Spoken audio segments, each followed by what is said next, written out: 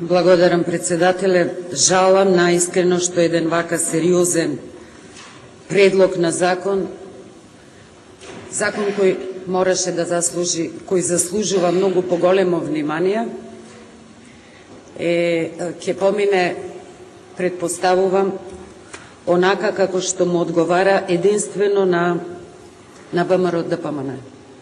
Без сериозна јавна дебата ќе гласате, предпоставувам, против, но, почитувани колеги, мора да имате предвид дека со вашето аминување овој закон да не отиде во втора фаза, ќе стане секој од вас и соучесник во она што значи нелегитимно, нелегално, спротивно на закон, аминување на криминал, се разбира извршен од страна на високи функционери на ВМРО-ДПМН.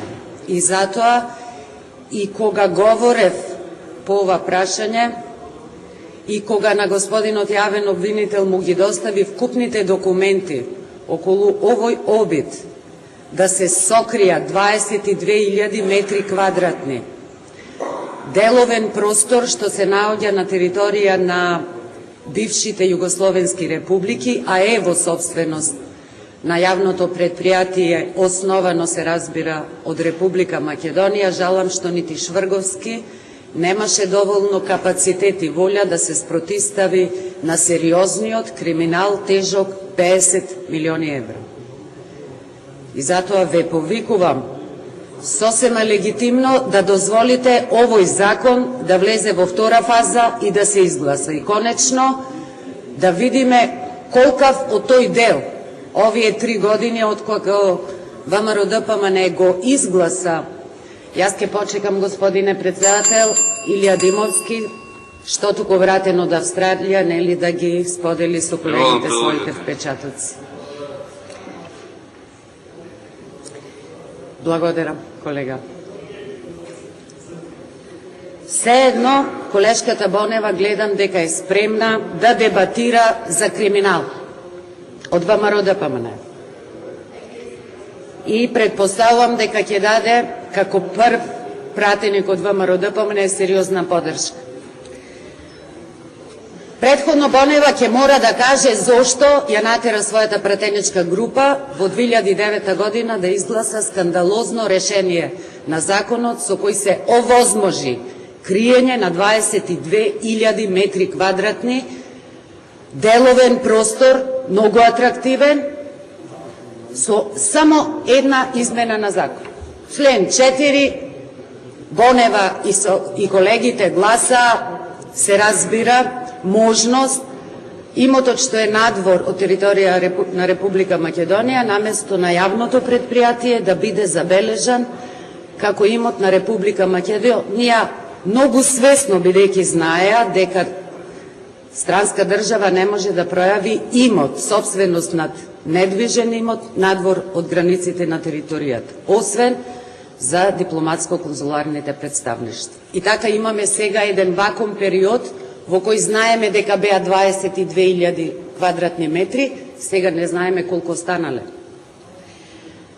Потврда и доказ не дава опозицијата, дава Државниот завод за ревизија. И внимавајте, на 5. март 2009 година Државниот завод за ревизија констатираше скандалозен криминал во рамките на јавното предпријатие. Тогаш застапуван од господинот Ивица Коневски, сегашен градоначалник на општина Аеродром.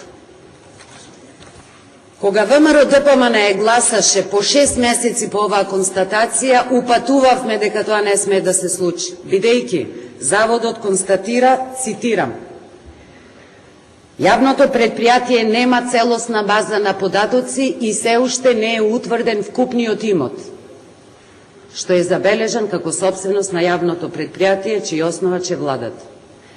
И ќе го цитирам наодот на Државниот завод за ревизија кој вели: "Ова представува ризик од оттуѓување на стамбени деловен простор, без при тоа да се има сознание за вистинската вредност на вкупниот имот, бидејќи констатира, цитирам, не може да утврди конкретна состојба по однос на стамбени единици и деловни единици, не знае кои лица ги користат становите, не се знае начинот на кој е уредено плаќањето на закупнината и не се знае вкупниот број на отуѓени, односно продадени станови. Тоа никој не го знаеше.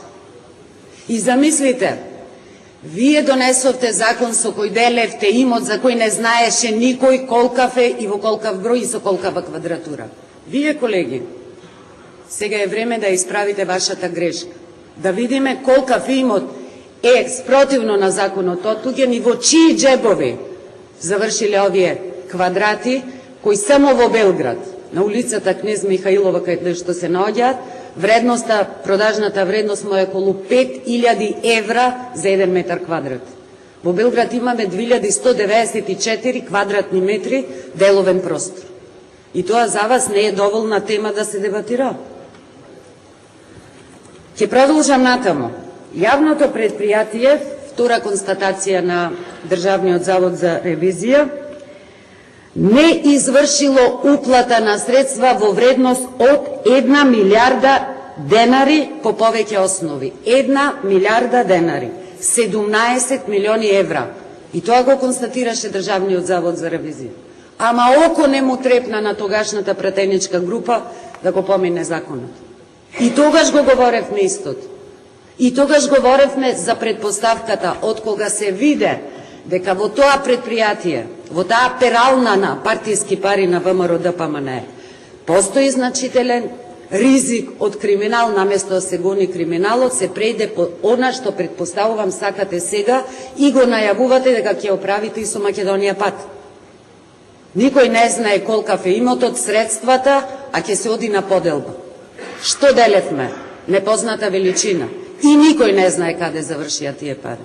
Самиот Ивица Коневски во своето интервју кажа дека станува збор за 50 милиони евра вредност.